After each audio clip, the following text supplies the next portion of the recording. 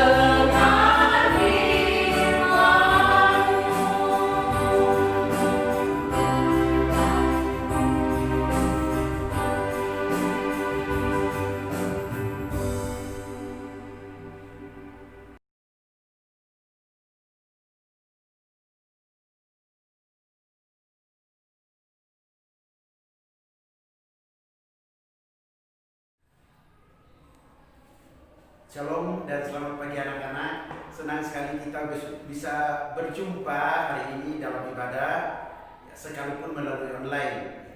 Sebelum kita berdoa dan membaca firman Tuhan, Bapak berharap anak-anak dalam keadaan sehat dan menyiapkan hati untuk mengikuti ibadah pada saat ini, terutama mendengarkan perenungan firman Tuhan. Mari kita berdoa.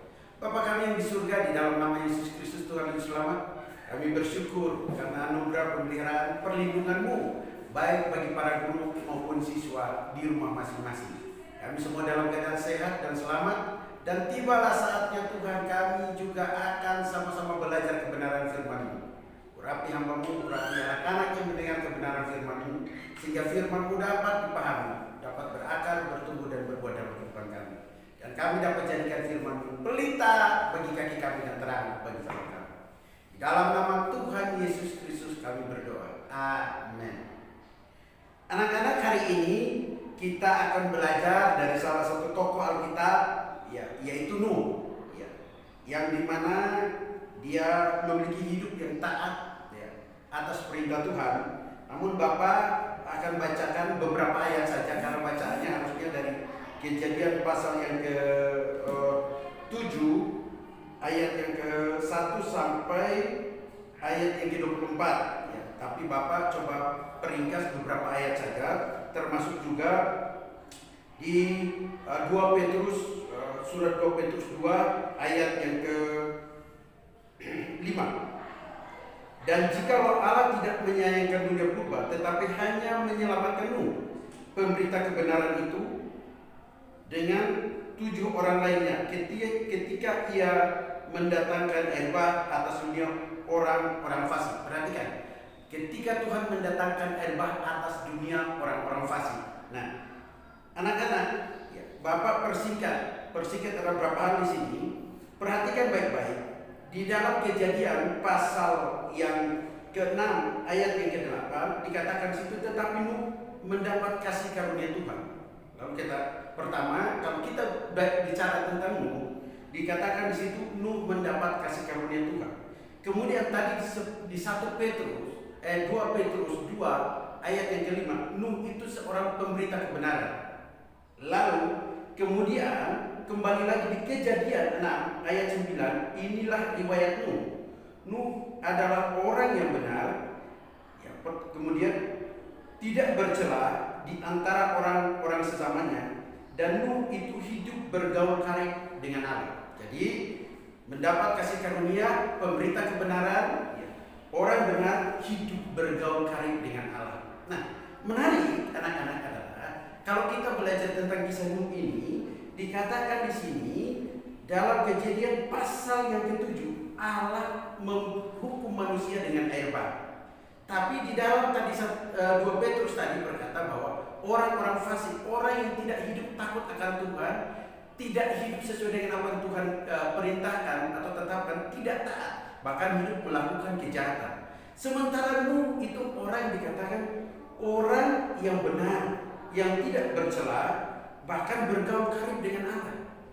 Cara hidup Nuh berbeda. Nah, anak-anak, Bapak tidak mau bicara tentang cara hidup Nuh panjang, tapi yang jelas begini, ketika Nuh hidup takut akan Tuhan, taat melakukan apa yang menjadi perintah Tuhan, sementara orang yang hidup sesama Nuh melakukan hal yang jahat di mata Tuhan.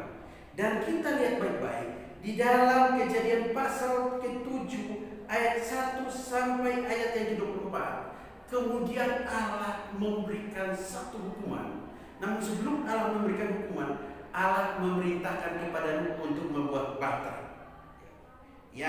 Nah, dan menariknya di ayat yang ke-5, Kejadian 7 ayat 5 berkata seperti ini, bunyi seperti lalu Nuh melakukan segala yang diperintahkan Tuhan kepadanya. Nuh ini adalah orang yang taat. Segala yang diperintahkan Tuhan kepadanya. Ingat anak-anak, dosa itu di dalam Yakobus itu tahu yang baik tapi tidak melakukannya juga berdosa.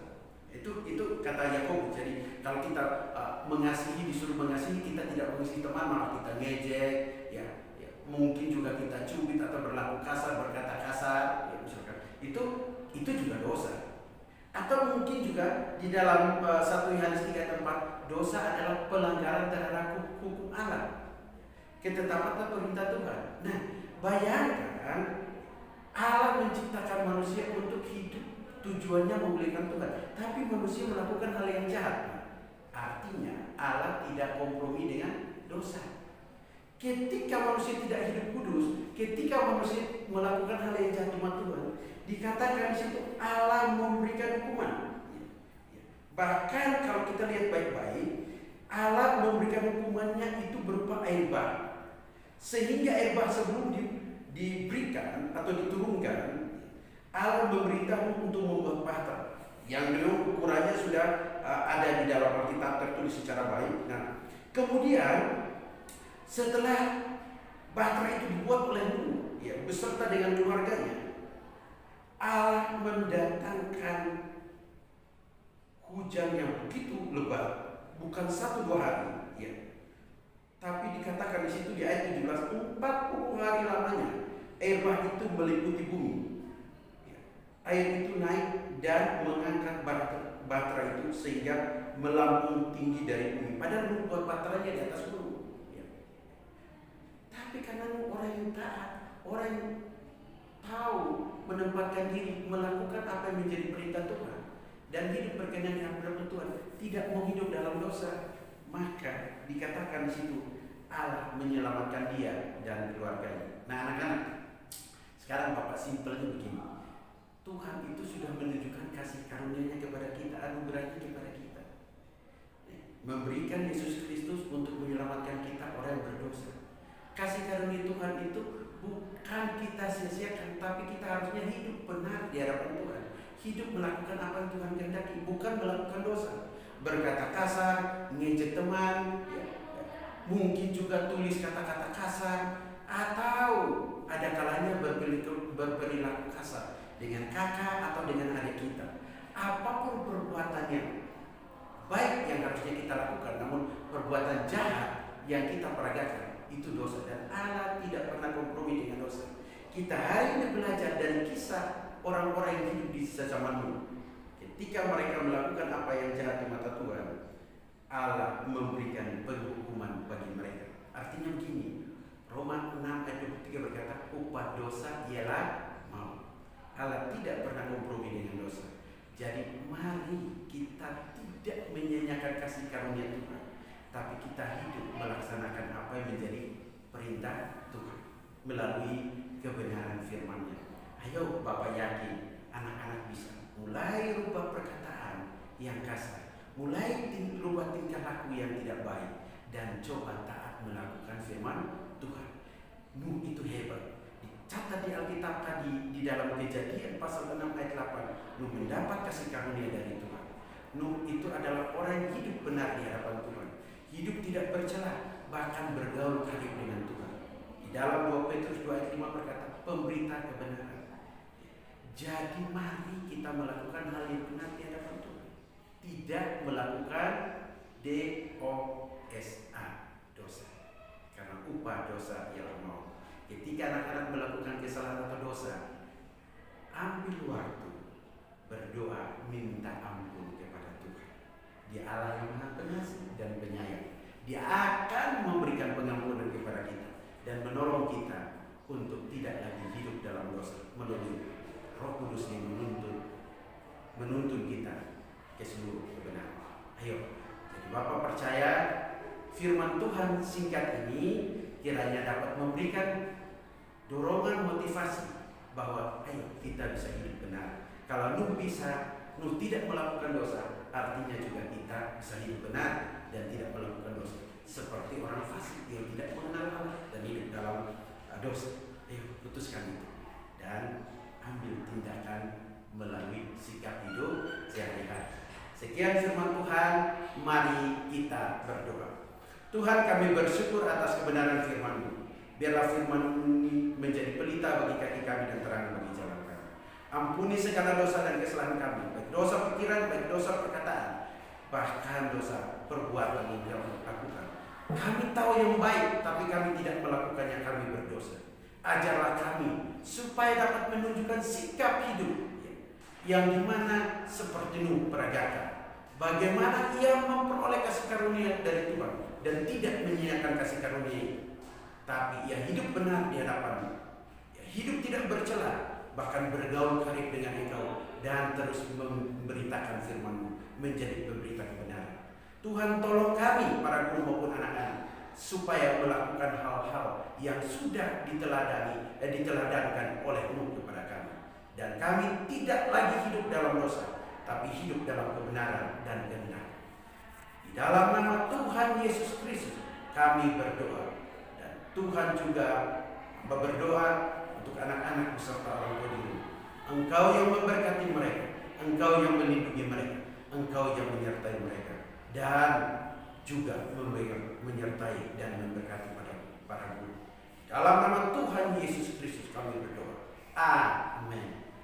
Shalom anak-anak. Sampai jumpa lagi di ibadah-ibadah online berikutnya bersama Sekolah Kristen Kalam Kudus. Tuhan Yesus memberkati kita semua. Amin.